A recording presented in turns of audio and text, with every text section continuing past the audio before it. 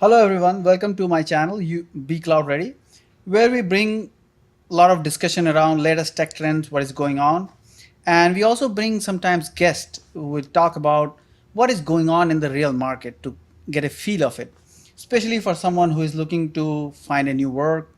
And when I'm talking about new work in Canada and Toronto, in past 1 year there has been a massive influx of people coming all across the world, and sometimes they find, even though with having all right skill, they find it a little bit difficult to get into the market. So for that real ground level experience, I have my guest today, Tope. Hi Tope, how are you? Hi, how's it going? So he's been just recently moved to from Nigeria, and he's a technical guy. He has been done as a Linux guy. He has been working over there, and now when he's trying to get into this market, he's having some of the problem. And I'm very happy, and he was happy to share his experience Uh, and come on the channel. So hello, welcome Tope. Nice thank to you. see you. Thank you for having me. Cool, cool.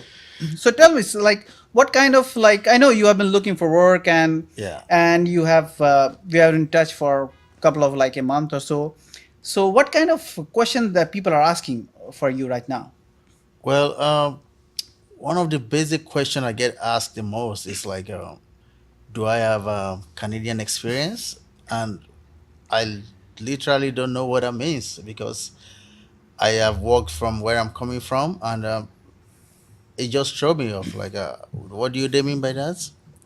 Yeah, I get a lot. Even I posted a comment on LinkedIn, like on that. I was just want to get an opinion about Canadian experience specifically. But actually, when someone talk about Canadian experience, I will say you have to take it from a very different approach rather than being defensive. The Oh, basically what they are trying to assess, they are not actually trying to demean you anyway. Okay, you're new in Canada, you're not welcome. They were looking more for are you a cultural fit or not. So you can always come with, okay, even though I'm not new in Canada, but I know all technology that are being used in North America, Canada, US, anywhere. And plus, because I'm coming from Nigeria, Nigeria is a very diverse country, right? yeah. It's not like only African people, all kind of people are there. You can always say I had a team of diverse people. I have worked with overseas client, overseas friend, teammates, and I'm very adjustable to the team culture. So Oh, you can always put that front rather than being defensive. Hey, what this guy is asking? No, you, because you are looking for a job, you have to be positive. Any question they throw it on you, you have to be positive. So I'll say, start with this thing, technology part. You are good at it. Just say, yeah. okay, I'm good. These technology they are used across the world. And second thing, say about cultural fit. So you say you are multicultural, you understand, you value the Canadian or whatever North American system is there, and you are willing to adapt. That will be a great boon for you. Oh, wow. Cool. And any other question that you think of?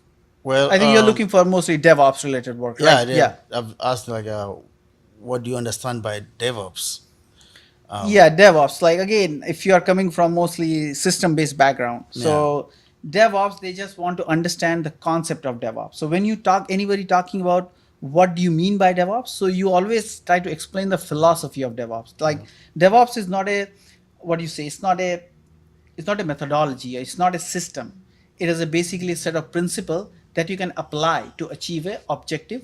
The goal is that you have a seamless delivery mechanism from your development to production. Yeah. This is how you use this for that purpose. So I will say, if someone is saying about DevOps, you should always talk the philosophy of DevOps, like few things: reduce organization silos. Second thing, make assuming the failure is norm and you act upon the failure.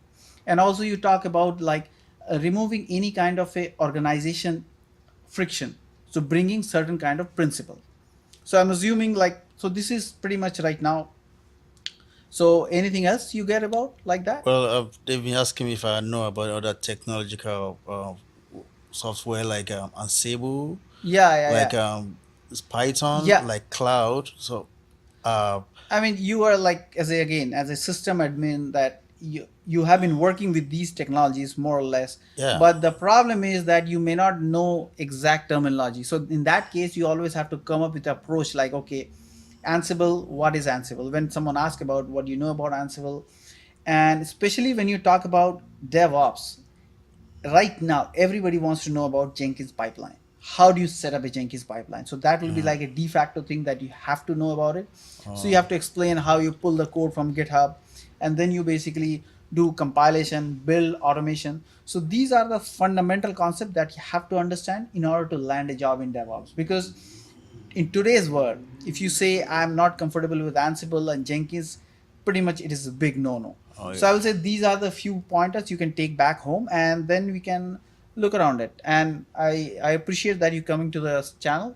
Yeah. Thank you so much, Thank you and so we'll see much. you on the next one. Thank you. Okay. Thank you guys. Bye. Bye. Okay. Okay. Thank you everyone for joining the.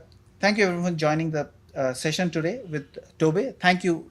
Thank you so Special much thank you for to you, having me. and see you on the next episode.